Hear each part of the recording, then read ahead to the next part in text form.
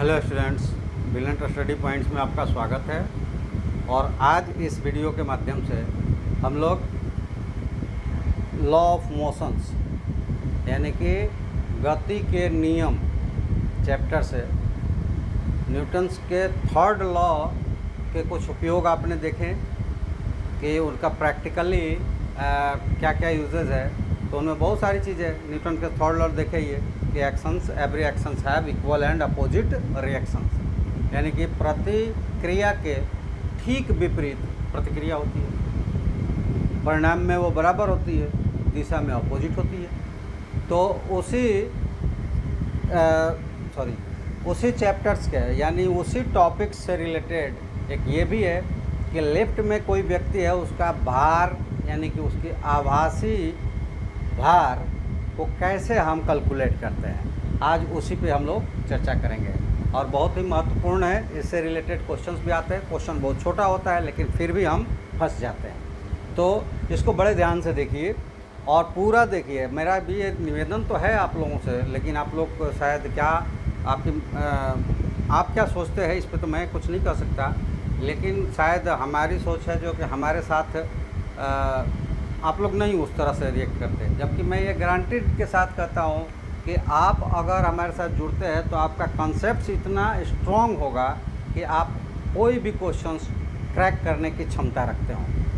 तो चलिए हम लोग देखते हैं तरह तरह के कंडीशंस में क्या क्या होगा।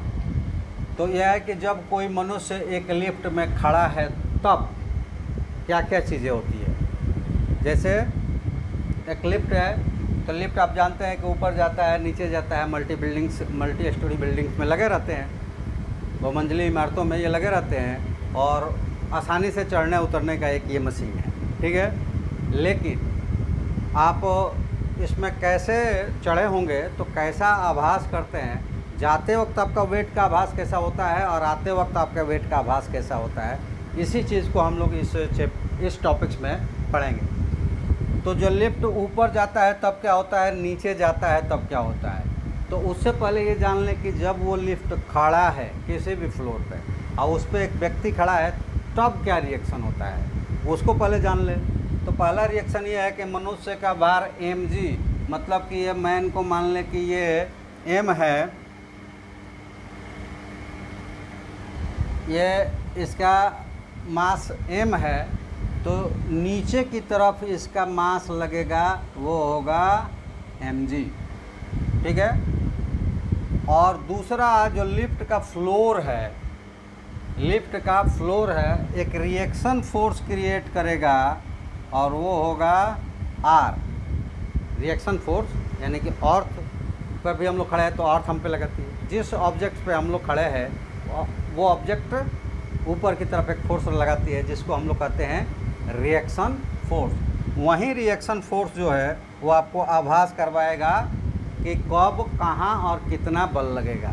तो ये देखिए एक चीज़ यहाँ क्लियर कर दें, उसके बाद आगे हम लोग बढ़ते हैं कि अगर लिफ्ट ऊपर की तरफ जा रही है तो ऊपर की तरफ जा रही है यानी कि मनुष्य का जो भार है mg वो उसके रिएक्शन फोर्स से छोटा हो गया है, ठीक है। तो उस कंडीशंस में r माइनस mg होगा जो उसके द्वारा लगाए गए फोर्स के बराबर होगा, ठीक है।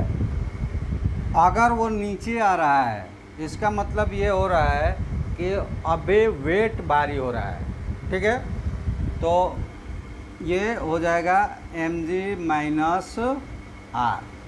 तो ये जो रिप्रेजेंट्स करेगा ये f को यानी कि फोर्स को रिप्रेजेंट करेगा, ठीक है।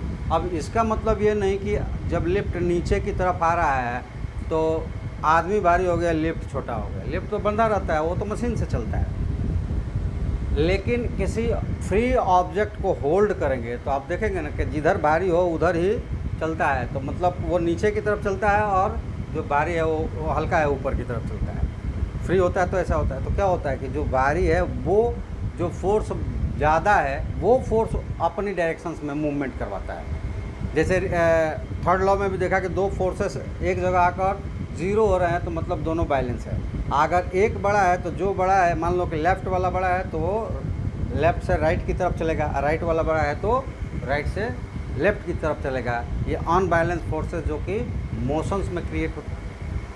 अब इसी तरह से इसमें हम उस चीज़ को यूज करेंगे, वो बाकी जो चीज़ें लगी हुई है उसको हम लोग नेगलेक्ट करके चलेंगे। ठीक है, चलिए बाकी चीज़ें जो चल रहा है वहीं फोर्स क्रिएट जो कर रहा है वो फोर्स इस तरह से डिफाइंड होगा, क्योंकि ऊपर की तरफ ले जाएगा तो वो जो mg है उसको अपोज करेगा ना, और नीचे की तरफ आएगा तो mg उसके से बड़ा हो जाएगा, मतलब वो दबा रहा है तो ये फोर्स क्रिएट होगा। और अगर उसकी एक्सेलरेशंस कोई है तो उससे ये रिलेट होगा, force is equal to mass into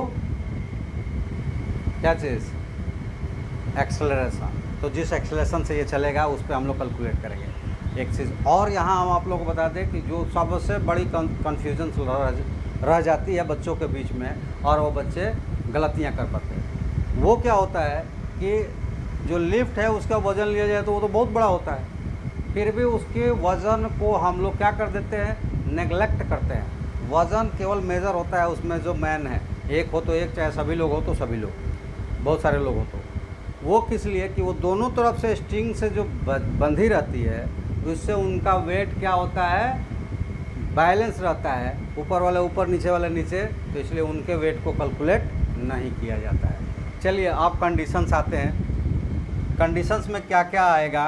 पहला कंडीशन, अगर लिफ्ट क्या है, या तो स्थिर है, एक जगह खड़ी है, या फिर एक गति से, यानी कि एक गति करने का मतलब क्या हुआ कि वो अंडर ग्रेविटेशनल फोर्स के चल रहा है, यानी कि उसमें कोई भी एक्सेलरेशंस नहीं क्रिएट हुआ है। तो ऐसी कंडीशंस में क्या हो जाएगा, अगर एक समान वेग हो या स्थिर हो तो a इज इक्वल टू 0, तो जो हम फोर्स निकालेंगे F is equal to ma, तो ये हो जाएगा m into 0 is equal to 0। तो फोर्स क्या हो जाएगा, एक्सटर्नल फोर्सेस जो है उसमें क्या हो जाएंगे, 0 हो जाएंगे। ठीक है, एक्सटर्नल फोर्स 0 हो जाएगा। अब एक चीज़ और समझा दें, क्योंकि बच्चे बार बार कंफ्यूज रहते हैं कि जब ये एक समान त्वरण गति से चल रहा है तो फिर वो 0 कैसे हो रहा है। ठीक है, वो तो चल रहा है, मोशन है, स्थिर है तो मान लेते हैं कि भी 0 है, 0 हो गए। लेकिन यहाँ पे हम ये कैसे कैलकुलेट करते हैं, पीछे आप पढ़ चुके हैं, v minus you by T, time की कोई वैल्यू नहीं है यहाँ पे। क्यों, क्योंकि v इक्वल टू यू है, यानी कि v minus u is equal to 0 और 0 by time is equal to 0, यानी कि एक समान से अगर गति परिवर्तन नहीं होता है तो भी एक्सेलरेशन 0 ही होता है। अगर गति नहीं हो रही है तो एक्सेलरेशन भी 0 और वेलोसिटी भी 0 है, लेकिन एक्सेलरेशंस मोशन हो रहा है तो उसमें अगर चेंजेज नहीं हो रहा है तो भी एक्सेलरेशंस 0 ही आता है। तो अभी हमने बताया कि F कैसे कैलकुलेट होता है, या तो R माइनस mg, F की जगह आया, और F ma की जगह क्या आ गया, 0। ठीक है, ये हो गया। स्थिर है तो, या फिर ऊपर जा रहा है, नीचे जा रहा है, कहीं पता नहीं, एक समान से ऊपर नीचे कहीं भी जा रहा है तो भी होगा, या mg minus r is equal to 0। और दोनों कंडीशंस को अगर कैलकुलेट किया जाएगा तो r इज इक्वल टू हो जाएगा mg, यानी कि लिफ्ट के एक समान त्वरण के, एक समान गति के अवस्था में ऊपर या नीचे, और या फिर स्थिर रहने की अवस्था में r mg के बराबर होगा, यानी कि रिएक्शन फोर्स एक्शन फोर्स के बराबर होगा। चलिए नेक्स्ट कंडीशन क्या है कि लिफ्ट क्या कर रहा है, त्वरित गति से, और ये त्वरण हम मान लेते हैं ये, त्वरित गति से ऊपर जा रहा है, त्वरित गति से ऊपर जा रहा है, और उस त्वरण को हमने मान लिया है ए। ठीक है, तो ऊपर जा रहा है मतलब क्या है, फोर्स जो है, एक तो यूज करेंगे न्यूटन के सेकंड लॉ का, तो ये हो जाएगा एम ए। ठीक है, एम ए, एम इसमें कौन होता है, तो वो मैंस का, जितने मैंस हैं उनका वेट होता है। लिफ्ट का वेट उसमें कैलकुलेट नहीं रहता है।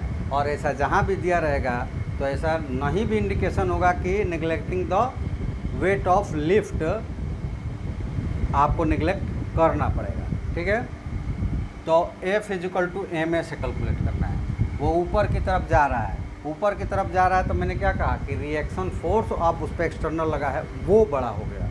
तो F की जगह क्या ले लेंगे, R - mg = ma। शिफ्ट करेंगे तो R = क्या हो जाएगा, m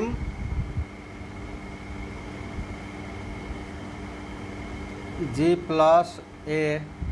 ठीक है, g + a हो गया।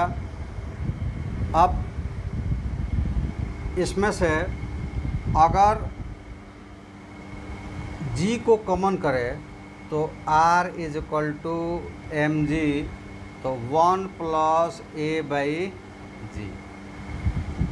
अब g का वैल्यू कुछ भी हो, a का वैल्यू कुछ भी हो, दोनों को ऐड करेंगे तो 1 + a/g ग्रेटर दैन 1 होगा ना, ग्रेटर दैन 1 होगा।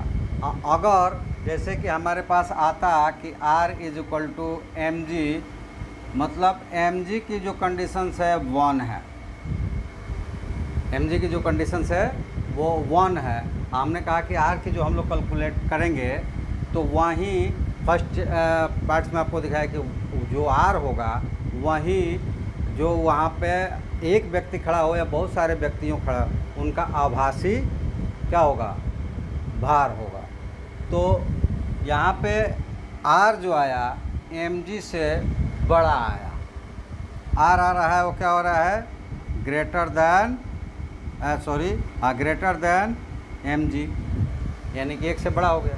तो इस कंडीशंस में जो मनुष्य है, हम लोग एक ही रखे हैं तो एक ही कहेंगे, जो मनुष्य है उसका आभासी भार क्या हो जाएगा, बड़ा लगेगा।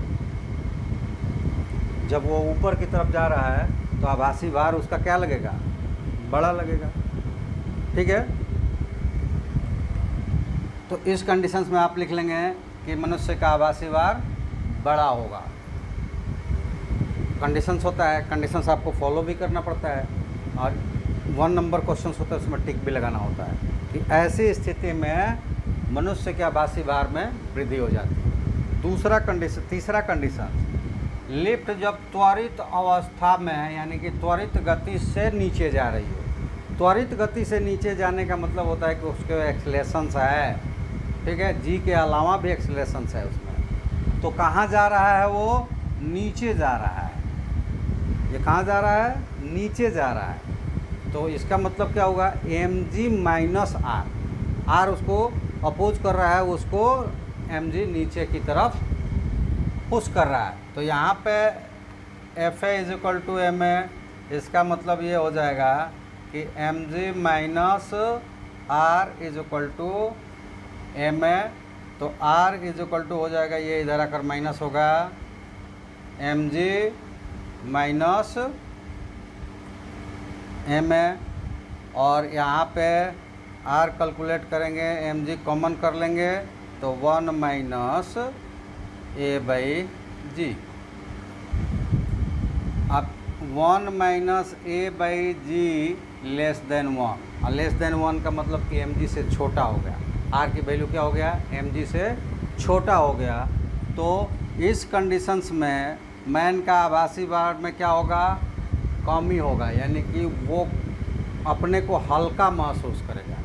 और ये आप जो लोग भी है, जितने भी बच्चे हैं, किसी मेले में जब गए होंगे और वो राउंड चेयर, ऐसे नहीं, जो वर्टिकल राउंड चेयर झूला होता है जिस पे बैठे हैं, ऊपर जाता है फिर लेकर नीचे आता है, तो जैसे ही आप टॉप पे जाते हैं, वहाँ से निकलते हैं तो लगता है कि हमारे शरीर में कुछ है ही नहीं।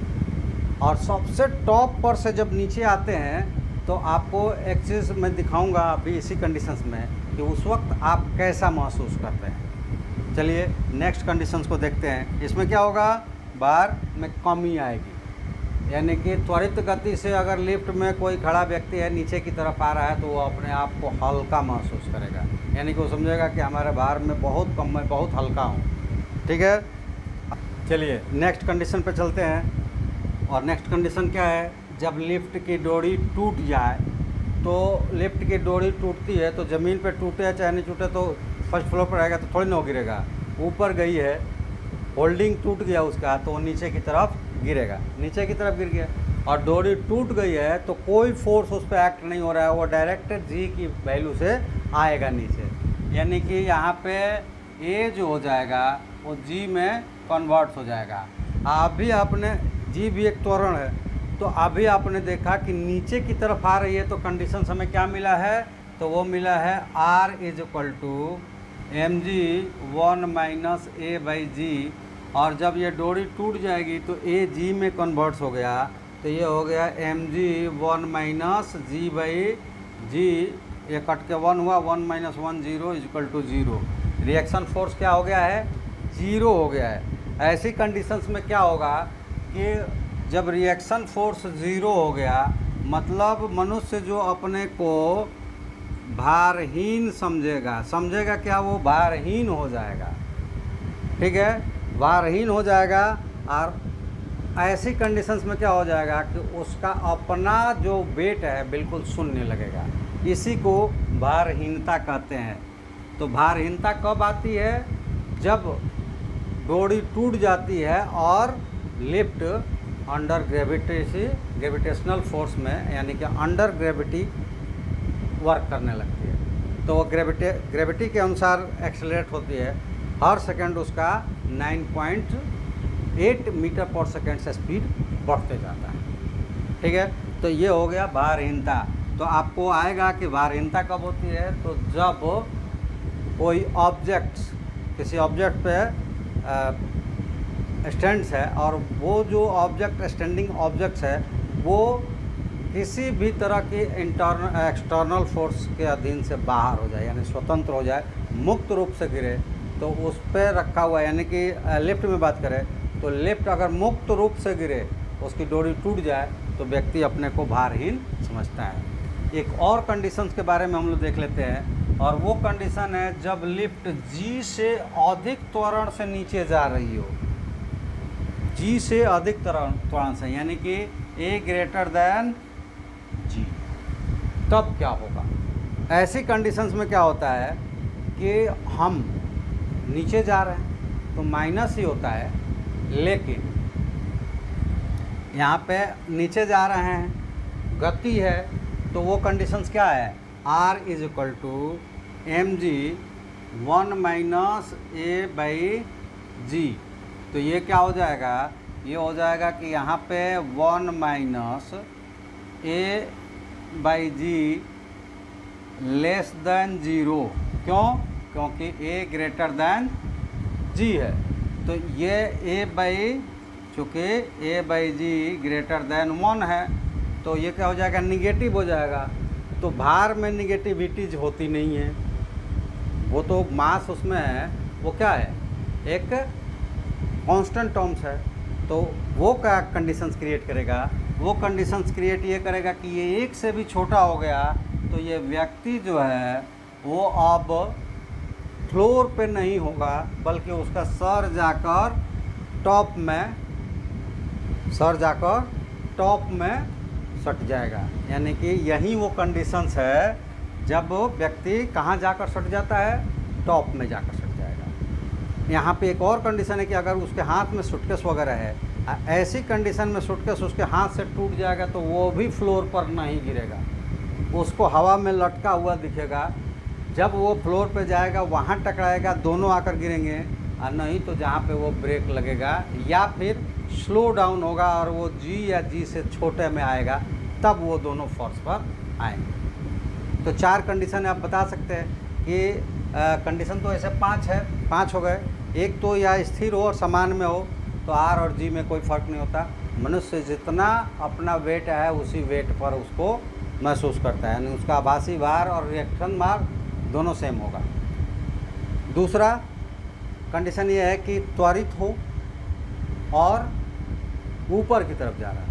तो अपने आप को वो हल्का समझेगा, भारी समझेगा, ठीक है। और नीचे की तरफ जब आ रहा होगा तो अपने आप को हल्का समझेगा। डोरी टूट जाएगा तो क्या होगा, वो अपने आप को शून्य, उसका आभासी भार जो हो जाएगा शून्य हो जाएगा। और अगर न डोरी टूटे और न ही जी से नीचे रहे, उसका मोशन जो हो जी से बड़ा हो जाए, यानी एक्सीलरेशन जो हो जी से बड़ा हो जाए, तो ऐसी कंडीशंस में वो जाकर उसका सर टॉप में चिपक जाएगा और उसके हाथ में अगर सूटकेस है छूट जाए तो वो भी हवा में लटका रहेगा। तो ये आपने देखा कि लिफ्ट में मनुष्य का आभासी भार कैसे कैलकुलेट करते हैं, कौन सी कंडीशंस में हमें क्या मिलता है, ठीक है। तो अब चलिए एक क्वेश्चन लेकर हम देखते हैं उसको। एक मनुष्य जिसका भार है 60 किलोग्राम एक लिफ्ट पर खड़ा है, निम्न अवस्थाओं में उसका आभासी भार क्या होगा। लिफ्ट जब समान गति से 4.9 मीटर के समान वेग से गति करे तो आर क्या हो जाता है, mg हो जाता है। m कितना दिया हुआ है, 60 × 49/10, 0 कट गया, 9 × 6 = 54 और 6 × 4 = 24 और 5 × 29, इतना न्यूटन्स हो जाएगा, ठीक है। क्या होगा, समान गति हो या स्थिर हो, समान गति या फिर स्थिर, तो आर जो आभासी भार होगा उसका R = mg से कैलकुलेट होगा। दूसरा इसी में क्या है कि अगर लिफ्ट 4.9 मीटर/सेकंड के त्वरण से ऊपर जा रहा हो तो आभासी भार कितना होगा, कैसे कैलकुलेट करेंगे। तो ये अभी हम लोगों ने कैलकुलेट किया, R = mg 1 + a/g। mg जी की वैल्यू रखो, ये 60 × 9.8 और इधर क्या हो जाएगा 1 + 4.9/9.8, ये कट जाएंगे 2 टाइम्स में, ऐड करेंगे तो ये हो जाएगा 60 × 9.8 × 3/2, 2 से ये कट जाएगा, 30 टाइम्स में 1 0 से ये कट जाएगा, 3 × 3 = 9, 9 × 8 = 72, 9 × 81 और 7 = 88 न्यूटन, 882 न्यूटन हो जाएगा, ठीक है। इसी की तीसरी कंडीशंस, ये क्या हो गया, लिफ्ट 4.9 मीटर/सेकंड के समान त्वरण से नीचे आए तो क्या हो जाएगा, R = mg 1 - a/g, और ये कैलकुलेट करके हम लोग देख लिए हैं 1 - 1/2, तो ये 1/2 हो जाएगा। डायरेक्ट वैल्यू रखते हैं, 60 × 9.8 और 1 - 4.9/9 - 8 कट जाएगा 2 टाइम्स में, तो 60 × 9.8 और 1 - 1/2 1/2 हो जाएगा, ये हो जाएगा 30, 0 काटेंगे तो ये पॉइंट्स हट जाएगा, और 8 का 24, 29 27 और 2 29 न्यूटन उसका भार लगेगा। उसका आभासी भार कितना होगा, 29.4 न्यूटन। इसका अगला पार्ट है कि अचानक लिफ्ट की डोरियां टूट जाए तो ये क्या हो जाता है, लिफ्ट गिर जाता है, और गिरता है तब आदमी अपने भार में क्या महसूस करता है। तो यहाँ किसी भी वजन, किसी भी चीज़ की हमें ज़रूरत नहीं है, डायरेक्ट क्या होता है, R = 0, यानी कि व्यक्ति का भार भारहीन हो जाएगा, यानी कि 0 हो जाएगा। तो इस तरह आपने देखा कि लिफ्ट में खड़े व्यक्ति का भार, आभासी भार हम लोग कैसे कैलकुलेट करते हैं। तो ये गति के नियम्स का एक टॉपिक था। आगे पीछे की टॉपिक्स में आप लोगों ने गति के तीनों नियम, उनके साथ बल का आवेग, और आज आपने देखा क्या चीज़, लिफ्ट में व्यक्ति का भार। अब अगले टॉपिक्स में हम अगले वीडियोज़ में लेकर आएंगे। और तब तक के लिए आप सबको ये याद दिला दें कि हम अपनी तरफ से पूरी कोशिश करते हैं कि आपका फुल कॉन्सेप्ट क्लियर हो।